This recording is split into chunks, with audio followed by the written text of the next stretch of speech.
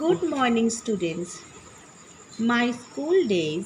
এই যে চ্যাপ্টারটা লেসন 5 আমি আগের দিনে পড়িয়েছিলাম, মানে প্রথম পর্বে আছে। এই যে পুরো গল্পটা যে রিডিংটা, এটা আমি করিয়েছিলাম। একটু যদি কারোর উপকারে আসে একটু দেখে নিও। আমি কোয়েশ্চেনগুলো আজকে করিয়ে দিচ্ছি। Let's answer the following question. কোয়েশ্চেনগুলোর উত্তর দাও। A, to which school was the author admitted? বলছে অথর মানে হচ্ছে লেখক, অ্যাডমিটেড মানে ভর্তি হয়েছিল। কোন স্কুলে লেখক ভর্তি হয়েছিলেন? এখানে উত্তর আছে বালিগঞ্জ গভর্নমেন্ট হাই স্কুল। তাহলে কি হবে? তাহলে এখানে লিখতে হবে দ্য অথর অ্যাডমিটেড। ঠিক আছে, দ্য অথর ওয়াজ অ্যাডমিটেড। তাহলে প্রথম হচ্ছে সাবজেক্ট, দ্য অথর হচ্ছে সাবজেক্ট। সাবজেক্ট অনুযায়ী ভার্ব কি হচ্ছে? যেহেতু এটা পাস্ট টেন্সের ঘটনা, তাহলে এখানে হবে was. The author was admitted, তারপর লিখতে হবে the Ballygunge government high school. ঠিক আছে, এবার আমি দ্বিতীয় প্রশ্নের উত্তরে চলে যাচ্ছি। What was the school hall used for? বলছে স্কুলের যে হল রুমটা ছিল সেটা কি কারণে ব্যবহার হতো? এই যেখানে বলেছে যে feast on occasion of Saraswati Puja, feast on occasion of Saraswati Puja. তাহলে এখানে কি লিখতে হবে? তাহলে লিখতে হবে the school hall used for feast.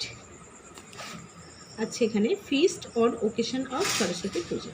ঠিক আছে, তারপরে তৃতীয় কোয়েশ্চেন আছে, সি এর কোয়েশ্চেন উত্তরটা বলছি। What was the name of Shakespearean play that was perform in the hall? এখানে কি বলেছে?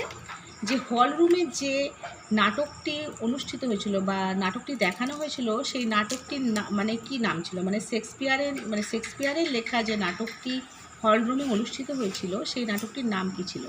নাটকটির নাম ছিল the merchant of Venice. The merchant of Venice. তাহলে উত্তর কীভাবে লিখতে হবে?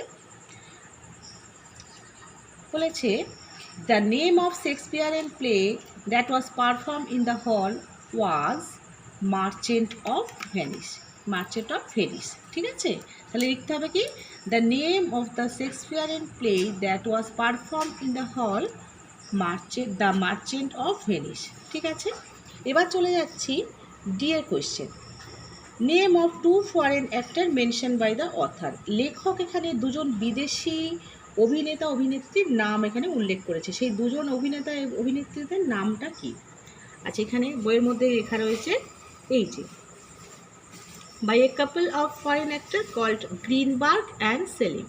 তাহলে এখানে দুজন ফরেন অ্যাক্টরের নাম কি আছে? একজন হচ্ছে গ্রিনবার্গ আর একজন হচ্ছে সেলিম। ঠিক আছে, তাহলে কিভাবে লিখতে হবে?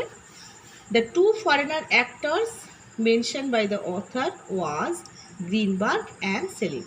The two foreign actors mentioned by the author was Greenberg and Selim. ঠিক আছে, আশা করছি তোমাদের বুঝতে অসুবিধা হবে না। আর যদি তোমাদের ভালো লাগে এটা দেখো, মানে যদি উপকার আসে আমিও খুব খুশি হব।